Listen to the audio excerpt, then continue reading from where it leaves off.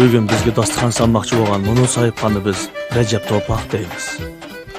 U onasining yolg'iz o'g'li bo'lib, onasini xeyri cho'ng bo'g'ichi emgan. Biz bilan birga o'ynab yurgan chaqlardimi, ba'zi yugurib berib onasining oldin to'sib involadi. Onasi, "Voy To'paq, qachonga cho'ng bo'lmaysa" deb uning dumbisiga mushlab ketadi. Maktabdagi chaqlarimizda Rajab hozirmi onasini chopib yiqitib involadi ekan deb terik turib o'ynaydik. Bastining yo'g'onligiga batmay, u to'limi qo'rqinchaqdi. Ozroqla chishiga tegib qo'ysak, opamga deyma deb uyga qarab mangadi. Qizlar gap qilib qo'ysa, hech nimadan hech nima yo'q, qizirib ketadi. Darsda bek nachardi. Bechora opasi uni xolimisimi zo'rlab maktabga avatadi.